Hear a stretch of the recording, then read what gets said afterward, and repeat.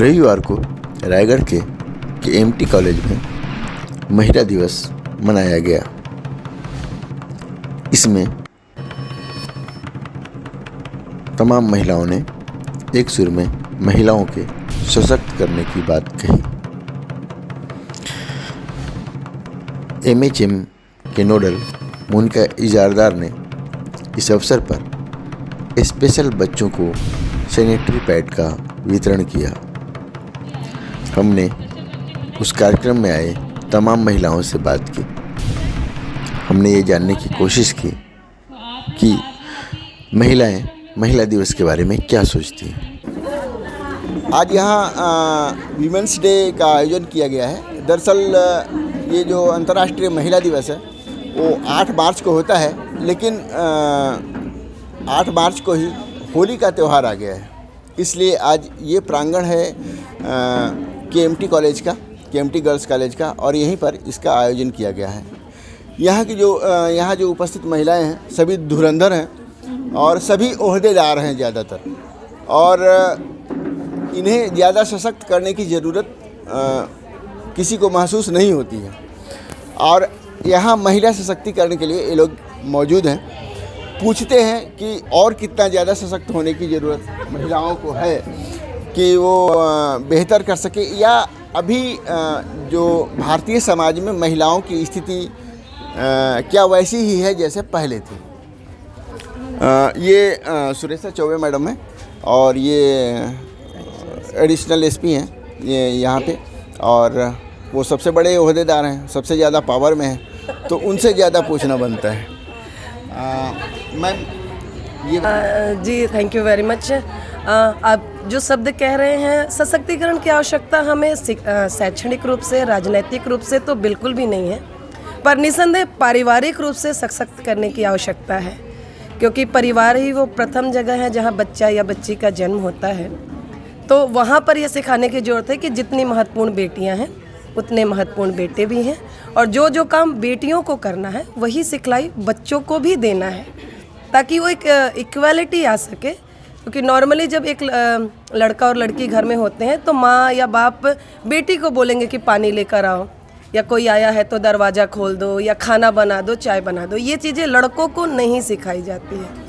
तो परिवार से जब इन चीज़ों की शुरुआत हो जाएगी तो निश्चित रूप से सशक्तिकरण की जो एक भावना है, जिसको हम एक धरातल देना चाहते हैं, वो वास्तविक अर्थों में सफल होगी। ये आप पूनम सोलंकी हैं, यहाँ नेता प्रतिपक्ष हैं नगर निगम में। ये बताएं, आप तो इनकी बातों से सहमत होंगे, क्या चीज़ें हैं जो बेटों को सिखाया जाना चाहिए और बेटियों को सिखाया जाना चाहिए, दोनों को, ताकि सशक्त करने की ज़रूरत ना पड़े समाज में महिलाओं को? जैसे कि सुरेशा जी ने कहा कि हमें घर से ही इसकी शुरुआत करनी चाहिए, तो बिल्कुल ये सही बात है। देखेंगे जब हम अपने घर में झांकते हैं तो जब बेटे अच्छा कार्य करके आते हैं या बेटियां अच्छे कार्य करके आती हैं, स्पेशली जब बेटियां कुछ अचीव करके आती हैं, तब हम माता पिता उनकी पीठ थपथपाते हुए कहते हैं कि तुम हमारी बेटी नहीं बेटा हो। क्यों भाई? बेटा ही सफलता और ताकत का प्रतीक क्यों माना जाता है? तो ये हमारी गलती है कि हम बचपन से ही बेटों के दिमाग में भी ये डाल देते हैं कि बेटियां तो शुरू से ही कमज़ोर हैं, तुम हमेशा से ही सफल होते आए हो। तो ये जो दुर्भावना है, बोलना चाहिए लैंगिक असमानता है, उन्हें घर से ही दूर करना चाहिए। मैं पूछना चाहूँगी कि कोई भी पेरेंट्स ऐसे हैं क्या कि जब बेटा बहुत अच्छा अचीव करके आता है तो उसकी पीठ थपथपा के ये कहें कि तुम हमारा बेटा नहीं बेटी हो? तो ये जो लैंगिक असमानता है उसे दूर हम जिस दिन करेंगे पारिवारिक और सामाजिक रूप से, वास्तव में सशक्तिकरण तभी संभव होगा, वरना महिलाओं को कभी भी सशक्तिकरण की आवश्यकता नहीं है। हमारे साथ ये रायगढ़ की महापौर हैं और रायगढ़ के प्रथम नागरिक मानी जाती हैं। मैम ये बताएं कि जो सशक्तिकरण की बात कही जा रही है, आप तो बहुत ज़्यादा सशक्त हैं पूरे शहर में, और आपको भी सशक्तिकरण की ज़रूरत है क्या? पारिवारिक माहौल की बात करें तो जी, पारिवारिक माहौल में तो मुझे सशक्तिकरण की ज़रूरत ही है। हमारे परिवार में लड़की और लड़के के साथ भेदभाव कभी नहीं की जाती। दोनों को बराबर शिक्षा और दोनों को बराबर हर चीज़ का महत्व दिया जाता है। जिस तरह बेटी को घर के बारे में सिखाई जाती है, वैसे ही मैं अपने बेटे को भी सिखाती हूँ। और कभी भी उनको, मेरे बेटे को मैं हमेशा बोलती हूँ कि हर लड़की एक बराबर है और लड़का भी है, दोनों का महत्व एक जैसा है। अगर हम सोचते हैं अलग है तो गलत चीज़ है। हम लोग जिस क्षेत्र में रहते हैं, जिस समाज में रहते हैं, तो उस वक्त हम अपने बेटे बेटी को एक बराबर का दर्जा दें और आने वाला समय में भी जिस जिस घर में ऐसा भेदभाव होती है वहाँ हम सब जाकर उनको एक जागरूक करें, ताकि सशक्त करने के लिए महिलाओं को आगे बढ़ाना ही है हम सब की उद्देश्य है। और अंतर्राष्ट्रीय दिवस इसीलिए भी मनाई जाती है कि बहुत से क्षेत्र में घर परिवार में ये चीज़ देखने को मिलता है।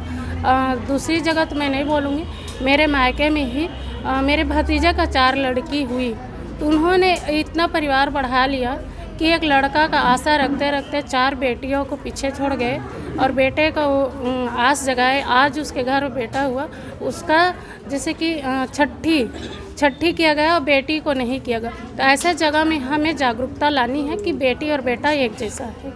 मोनिका, थोड़ा सा आगे आइए। ये मोनिका है, MHM और स्वच्छता अभियान पे बात करती हैं। ऐसे सब्जेक्ट कुछ होती हैं जिसमें प्रायः लोग बात करना पसंद नहीं करते, महिलाएं बात करना पसंद नहीं करती। थोड़ा सा इधर हो। ये इसकी शुरुआत कैसे हुई, कहाँ से ये जो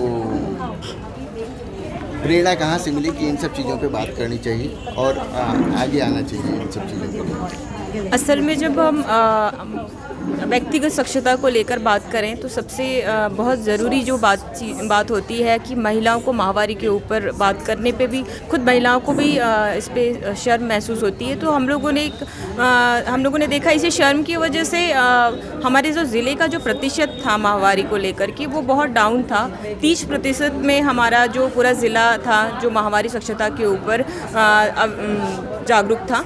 और तभी हम लोगों ने इसे मुहिम की तरह चलाना चाहा कि कहीं ना कहीं छोटी बच्चियां भी इस दौर से गुजरती हैं और उनको किस तरीके की मानसिक पीड़ा से गुजरना पड़ता है।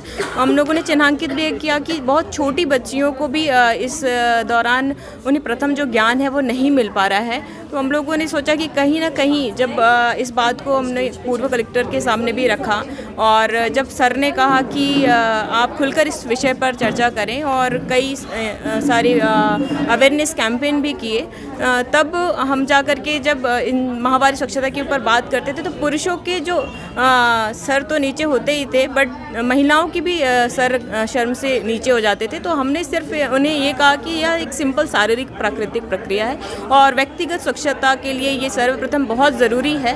और तब से ही हमने इस मुहिम की शुरुआत की और उसे एक नाम भी दिया पावना, और जिससे सीधे पवित्रता से जोड़ा, क्योंकि माहवारी एक अभिशाप है, वरदान है, ऐसा एक मानना था लोगों का कि इससे माहवारी होने से हमें बच्चे की प्राप्ति होती है। इस तरीके की एक सोच थी, बट ये एक सिंपल शारीरिक प्राकृतिक प्रक्रिया है और जिसे हर महिलाओं को आना अनिवार्य है, नहीं आए तो प्रॉब्लम है। इसलिए इस मुहिम को शुरू करने के बाद आज खुलकर इस पे चर्चा होती है और वो जो काली प्लास्टिक पे सैनिटरी पैड दिया जाता था, आज वो कहीं हद तक हमारे जो लोगों के द्वारा बंद कराई जा चुकी है, क्योंकि ये कोई शर्मिंदगी वाली बात नहीं है। जो लोग आज बहुत सारे असामाजिक तत्व भी खुलेआम, जैसे सिगरेट पी रहे हैं, मादक पदार्थ का सेवन कर रहे हैं, वो भी खुलेआम करते हैं। पर ये सैनिटरी पैड जो सिर्फ महिलाओं के स्वास्थ्य के लिए होता है, वो छुपा के लेके आना कहाँ तक जायज़ है। इसलिए हम लोगों ने इस मुहिम की शुरुआत की। चेतना मैम, एक मिनट, क्या चेतना मैम, क्या बोलूँगी? वुमेंस डे पे आप कुछ बोलिए, एक मिनट। वुमेंस डे पे अरे मैंने वहाँ भी बोला कि वुमेंस डे की शुरुआत इंडिया से नहीं हुई थी। इंटरनेशनल वुमेंस डे की शुरुआत अमेरिका से हुई थी, जहाँ पे फीमेल्स को समान सैलरी नहीं मिलती थी मेल्स के बराबर। तो उन्होंने आंदोलन किया था और फिर वो धीरे धीरे यूरोप से होते हुए इंडिया में आ गया। मेरा तो ये मानना है कि इंडिया में, हमारे भारत देश में महिलाएं तो शुरू से ही सशक्त हैं। चाहे आप हिस्ट्री अगर उठा के देख लेंगे तो जितने महारानियां थी, रानी लक्ष्मीबाई से लेकर हर कोई, महिलाएं तो यहाँ सशक्त हैं और वो अपने साथ साथ परिवार और समाज को सशक्त बनाती हैं। तो यहाँ पे किसी ऐसे एक दिवस की नीड नहीं है, हर दिन हमारे लिए महिला दिवस है, क्योंकि किसी भी महिला के बिना आप किसी घर की या समाज की कल्पना नहीं कर सकते। और महिलाएं आज घर में ही नहीं, समाज के हर क्षेत्र में, पुलिस विभाग में, हेल्थ डिपार्टमेंट में, पॉलिटिक्स में, हर जगह अपना मुकाम बनाई हुई हैं। महिलाओं के बिना तो समाज की कल्पना ही नहीं है। तो यहाँ ये नहीं, ज़रूरत नहीं है क्या महिलाओं के बिना हम किसी समाज की कल्पना कर सकते हैं? वीमेंस डे की जरूरत, वुमेंस डे की ज़रूरत नहीं, हर दिन हमारे लिए वुमेंस डे है। ये तो बस एक बहाना है सेलिब्रेशन का, क्योंकि भारत तो वैसे भी त्योहारों का देश है। ये एक और त्यौहार जुड़ गया हमारे साथ। हाँ, आप बताएं क्या विचार है? जैसे कि मैम ने कहा कि सही में ये वुमेंस डे यहाँ का नहीं है, लेकिन जिस तरह इन्होंने ये भी कहा कि हाँ, भारत त्योहारों का गढ़ माना जाता है, इस पे बिल्कुल अग्रीड होंगी। इसलिए हमको सिर्फ एक बहाना चाहिए जिससे कि हम सब एक हो सकें। कई बार ऐसा होता है कि महिलाएं हर चीज़ में बिज़ी रहती हैं, अपने कामों में, घर में, उनको किसी प्रकार का बहाना नहीं मिल पाता एक होने का। इसलिए इस अवसर का मैंने फ़ायदा उठाते हुए मैंने सोचा कि इसी बहाने सभी बच्चों का एक गेम कराया जाए। क्योंकि देखिए, घरेलू महिलाएं हो गई, वो घर के कामों में व्यस्त, वर्किंग वुमेन है वो अपने वर्कों में व्यस्त, लेकिन खेल के लिए कोई नहीं सोचता। हालांकि बचपन में सभी कुछ ना कुछ तो खेले ही होंगे। इसलिए आज मैंने ये ऐसा माहौल बनाने की कोशिश की जिसमें सारे के सारे एक साथ हो सकें और कुछ गेमों में इंटरेस्टेड हो सकें, कुछ पार्टिसिपेट कर सकें, एक छोटा सा मिलन सा हो सके। तो सबके लिए वीमेंस डे के अलग अलग मायने हैं। कोई सशक्त हो गया है, कोई सशक्त होना चाहता है, कोई सशक्त हो रहा है, किसी को इसकी ज़रूरत नहीं भी है। तो ऐसे में यहाँ सेलिब्रेशन है। तभी तमाम तरह के महिलाओं के हमने विचार सुने। देखते रहिए मुनादी चौपाल, इसे सब्सक्राइब कीजिए, लाइक कीजिए, और अगर आपके मन में कुछ सवाल हैं तो कमेंट कीजिए कमेंट बॉक्स में। धन्यवाद।